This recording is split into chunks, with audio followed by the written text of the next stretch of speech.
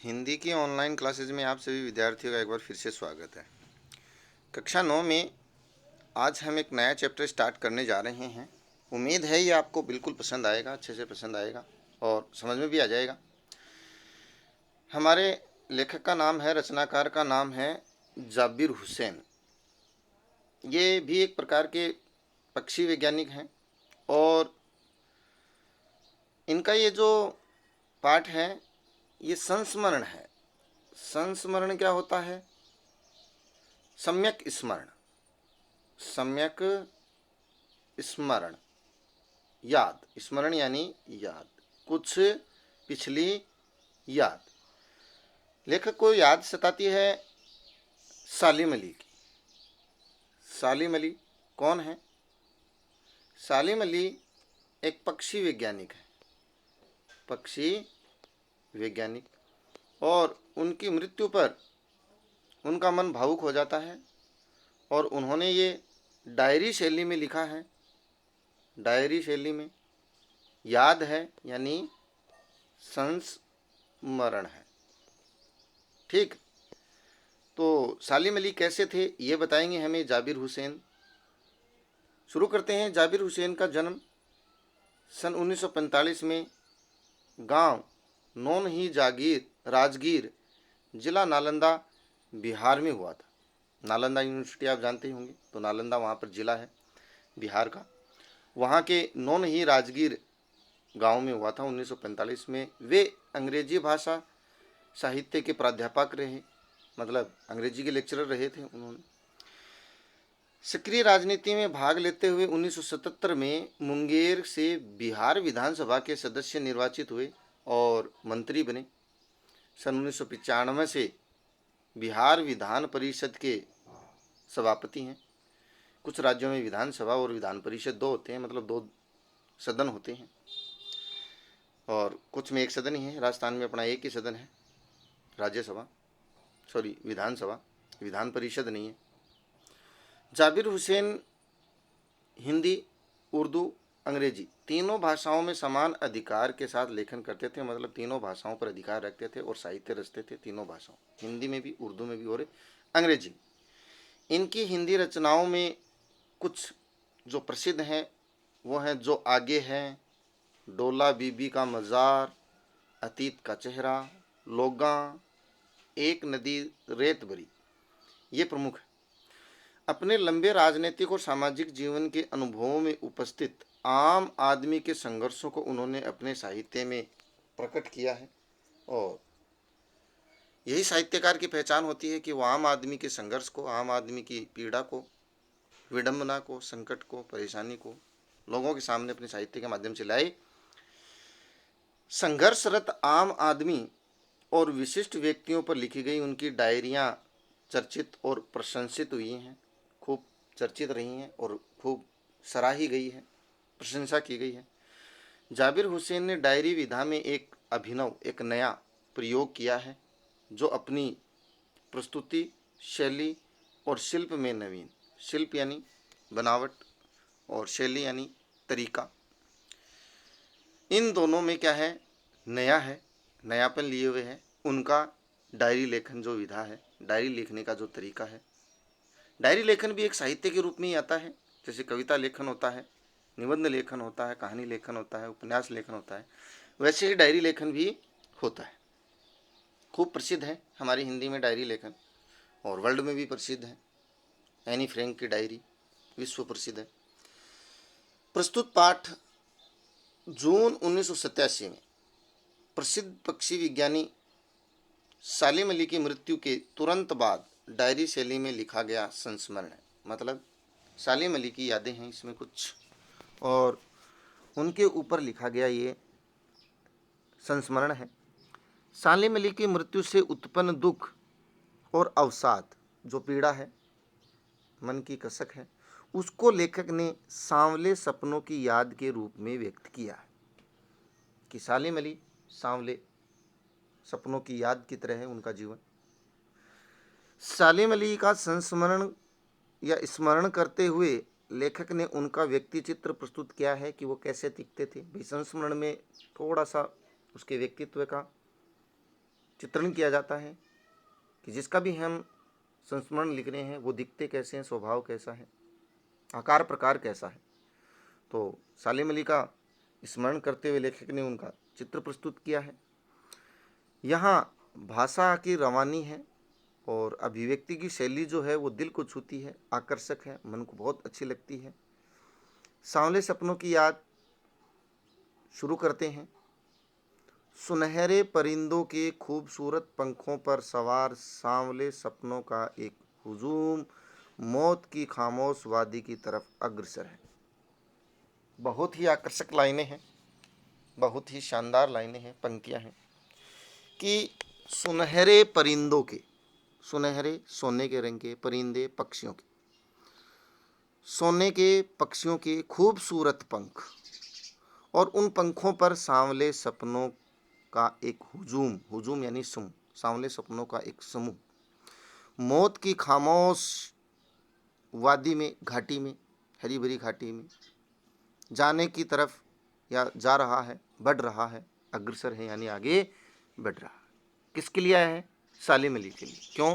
क्योंकि पक्षी वैज्ञानिक थे, पक्षी वैज्ञानिक थे, इसलिए उनकी जो अंतिम यात्रा थी उसको देख करके लेखक को लग रहा है कि सुनहरे पक्षी और उनके खूबसूरत पंखों पर सांवले सपनों का एक समूह चला जा रहा है खामोश वादी की तरफ, क्योंकि मृत्यु के बाद तो खामोशी ही खामोशी है। कोई रोक टोक सके कहाँ संभव है। इस अंतिम यात्रा में, इस अंतिम गति में कोई रोक टोक सकता है क्या? नहीं, ये तो संभव ही नहीं है, कोई रोक टोक ही नहीं सकता है। इस हुजूम में आगे आगे चल रहे हैं सालिम अली। इस समूह में सबसे आगे कौन चल रहे हैं? सालिम अली। जब किसी की मृत्यु हो जाती है उसका शव सबसे आगे लिया जाता है और यही चाहते हैं कि ये जाए, हम नहीं जाए, लेकिन जाना सबको होता है। शादी में और इसमें यही अंतर है, शादी में हम लोग आगे बढ़ते हैं, दूल्हा बेचारा पीछे रहता है, और अंतिम यात्रा में शव को आगे ले जाते हैं कि इसको भेजो जल्दी से। तो सालिम अली इस यात्रा में आगे ही आगे चल रहे हैं, अपने कंधों पर सैलानियों की तरह। सैलानी क्या होते हैं? पर्यटक। अपने कंधे पर पर्यटकों की तरह अपने अंतहीन सफर का बोझ ली हुई। जैसे कोई पर्यटक आया है और उसका पर्यटन या उसका भ्रमण खत्म हो गया है और वो एक अंतहीन सफर का बोझ लिए हुए चला जा रहा है, वैसे ही सालिम अली अंतिम यात्रा की ओर बढ़ रहे हैं। लेकिन यह सफ़र पिछले तमाम सफ़रों से भिन्न है। लेकिन ये जो यात्रा है ये बाकी यात्राओं से, इससे पहले की गई यात्राओं से अलग है। क्यों है? क्योंकि अंतिम यात्रा है। भीड़ भाड़ की जिंदगी और तनाव के माहौल से सालिम अली का यह आखिरी पलायन। ये जो भीड़ भाड़ भरी जिंदगी है, भाग दौड़ भरी जिंदगी है, तनाव से भरी हुई जिंदगी है, और इस तनाव भरे माहौल से सालिम अली का यह आखिरी पलायन है। अंतिम बार वो जा रहे हैं। अब तो वो उस वन पक्षी की तरह हैं, अब तो वो उस जंगल के पक्षी की तरह हैं जो प्रकृति में विलीन हो रहे हैं, प्रकृति में ही गायब हो रहे हैं, जो जिंदगी का आखिरी गीत गाने के बाद मौत की गोद में जा बसा हो।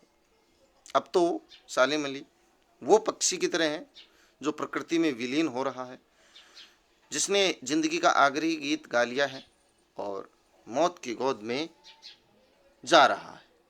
कितनी अच्छी उपमा दी गई है सालिम अली की। कोई अपने जिस्म की हरारत, हरारत होती है गर्माहट। देखो, सभी का शरीर गर्म होता है और जब तक गर्म है तब तक हमारा जीवन है। ठंडा हो जाने पर कौन हमें रखेगा?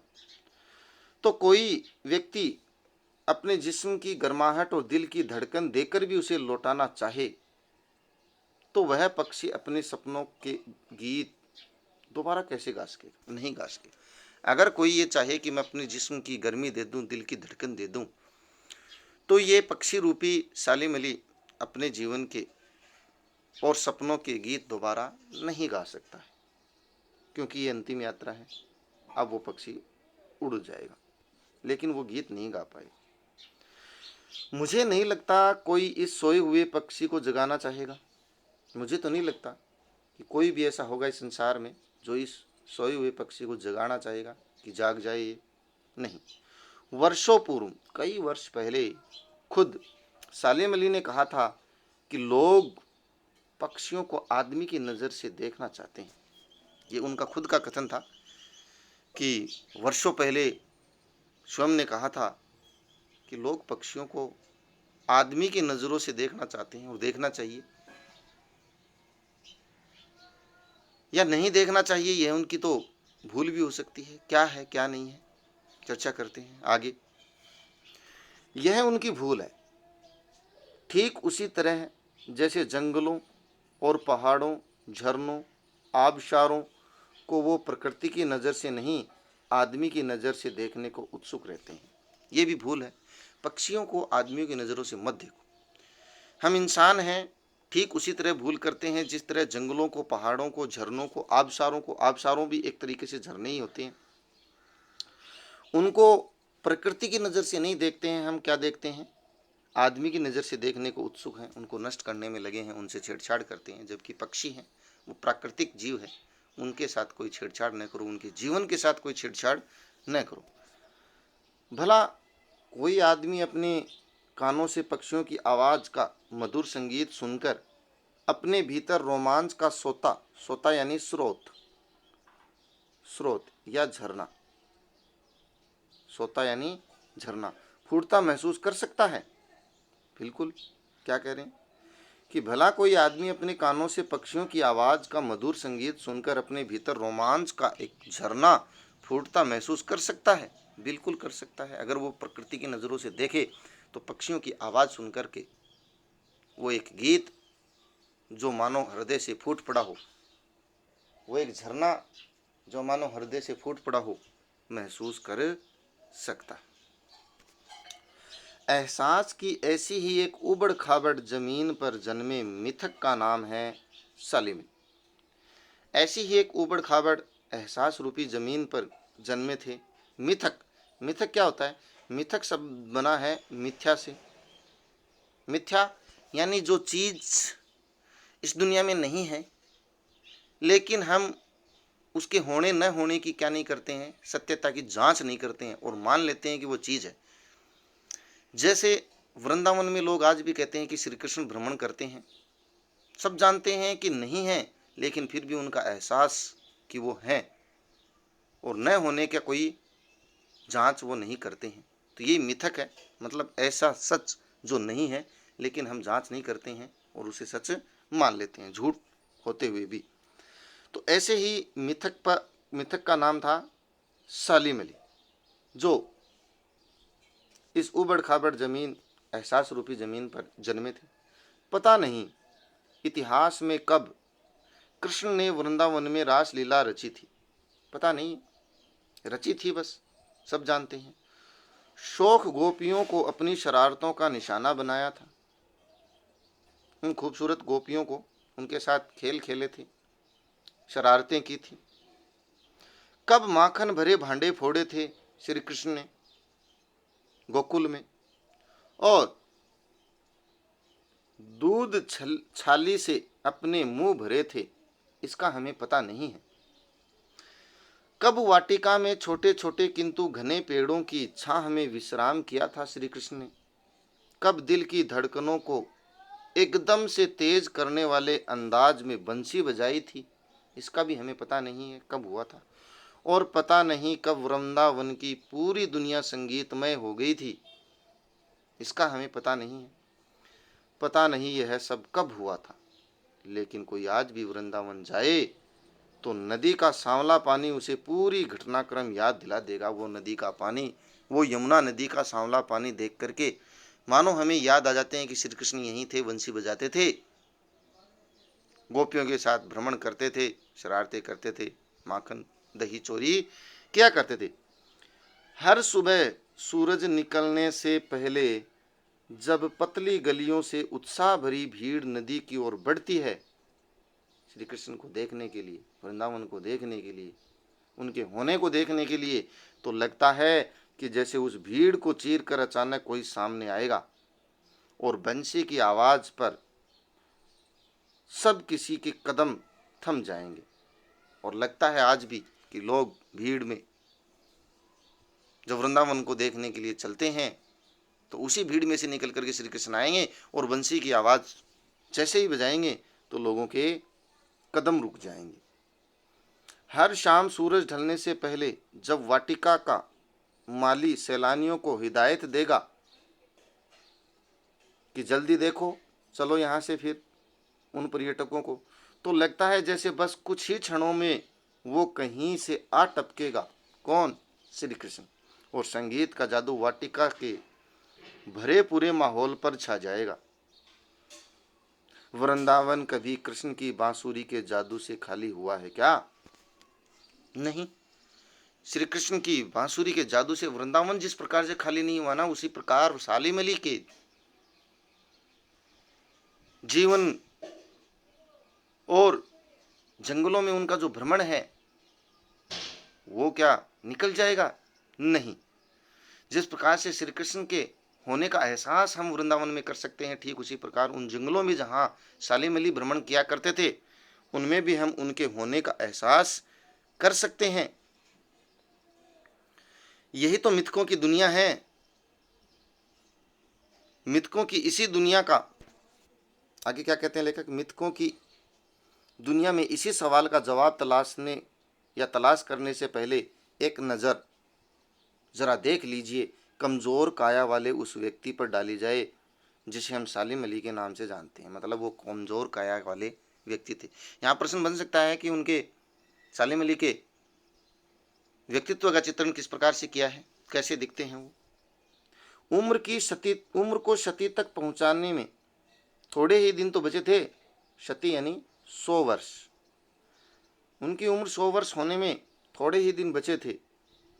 संभव है लंबी यात्राओं की थकान ने उनके शरीर को कमज़ोर कर दिया हो सकता है कि उन्होंने लंबी लंबी यात्राएं की हो, भ्रमण किया हो जंगलों में पशु पक्षियों के पीछे, विशेष तौर पर पक्षियों के पीछे, तो उनके शरीर को कमज़ोर कर दिया हो और कैंसर जैसी जानलेवा बीमारी उनकी मौत का कारण बनी हो।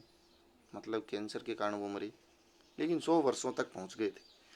लेकिन अंतिम समय तक मौत उनकी आंखों से वह रोशनी छीनने में सफल नहीं हुई जो पक्षियों की तलाश और उनकी हिफाजत के प्रति समर्पित थी। लेकिन मृत्यु जो है वो अंतिम समय तक उनकी आंखों से वो रोशनी छीनने में सफल नहीं हुई थी जो वो पक्षियों को ढूंढने में और उनकी सुरक्षा, हिफाजत यानी सुरक्षा के लिए समर्पित थी। क्या आंखें? हमेशा उन्होंने पक्षियों की हिफाजत की, पक्षियों को ढूंढा, खोजा, अनेक अनेक प्रकार के पक्षियों को खोजा।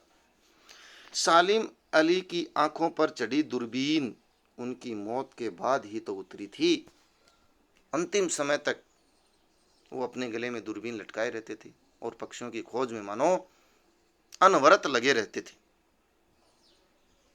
मैं समझता हूं कि ये पाठ यहाँ तक सालिम अली की यादों के साथ आपको समझ आ रहा होगा कि कैसे व्यक्ति थे वो। जाबिर हुसैन ने बड़े अच्छे से लिखा है और सालिम अली का व्यक्तित्व का चित्रण प्रस्तुत किया है, कैसे थे वो और उनका वैज्ञानिक जीवन, पक्षी वैज्ञानिक जीवन कैसा था।